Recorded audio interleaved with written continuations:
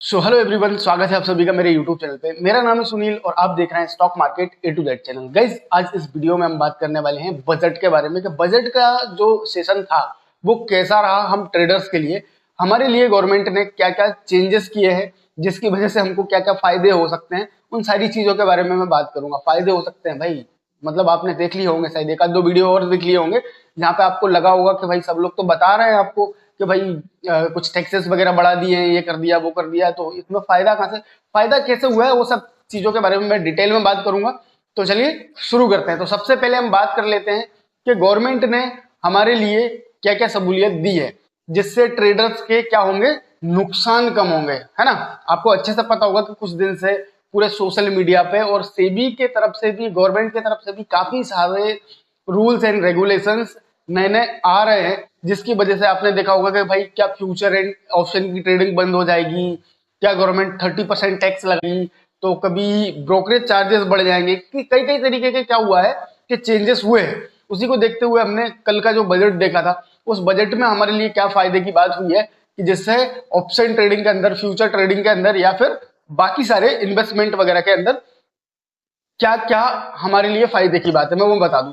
तो सबसे पहले तो मैं बता दूं, सिंपल सिंपल चीजों में मैं बता दूं कि सिंपल चीजों में ये हुआ है कि गवर्नमेंट ने क्या करा है कि अभी जो शॉर्ट टर्म और लॉन्ग टर्म कैपिटल गेन था उसके जो टैक्सेस हैं वो बढ़ा दिए हैं। वो कितने बढ़ा दिए हैं मैं आपको बता देता हूं। पहले क्या होता था ना, जो लॉन्ग टर्म कैपिटल गेन था, मतलब अगर आप कोई शेयर को बाई करके 1 साल से ज्यादा के लिए रख रहे हैं, ठीक है ना, 1 ईयर से ज्यादा के लिए रख रहा है, और उसमें अगर आपका प्रॉफिट होता है तो वहां पर आपको 10% का टैक्स देना होता था, फ्लैट। कितना? 10% का टैक्स। अगर आपको 1 लाख रुपए का प्रॉफिट हुआ है तो आपको 10,000 रुपए का टैक्स गवर्नमेंट को देना पड़ता था। तो अब इसमें क्या करा है कि गवर्नमेंट ने अभी इसमें आपको सहूलियत देते हुए कर दिया है कि अब आपको वो 10,000 ना देके, 1 लाख के प्रॉफिट पे 10,000 टैक्स ना देते हुए अब आपको 12,500 रुपए का टैक्स देना पड़ेगा। मतलब 10% से बढ़ा के उसको 12.5% कर दिया है, ठीक है। ये हो गई क्या है, लॉन्ग टर्म कैपिटल गेन की बात। अगर बात करें short term capital gain, short term capital gain क्या होता है, जिस तरीके से आप स्विंग ट्रेडिंग वगैरह करते हो ना शॉर्ट टाइम के लिए, कि मतलब आज ले लिया, 1-2 महीने में कुछ प्रॉफिट आ गया, 5-6 महीने में कुछ प्रॉफिट आ गया, मतलब 1 साल से पहले कैश ट्रेडिंग में, जो मतलब शेयर में ट्रेडिंग होती है, 1 साल से पहले अगर आपने कोई शेयर को लेके बेच दिया है और उसमें आपका प्रॉफिट हो गया है तो उसको गिना जाता है काय में, अपनी शॉर्ट टर्म कैपिटल गेन में।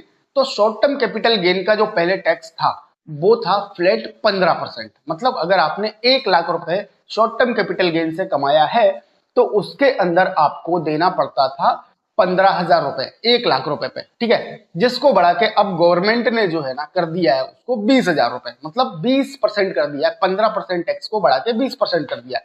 तो ये कितनी सहूलियत की बात है आप लोगों के लिए, ठीक है ना।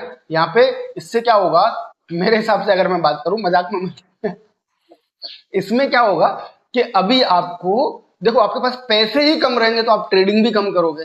सिंपल मैं अगर बात करूं तो अगर आपके पास पैसे ही कम रहेंगे तो आप ट्रेडिंग कम करोगे, और ट्रेडिंग कम करोगे तो लॉस कम होगा, ऑब्वियसली बात है ना।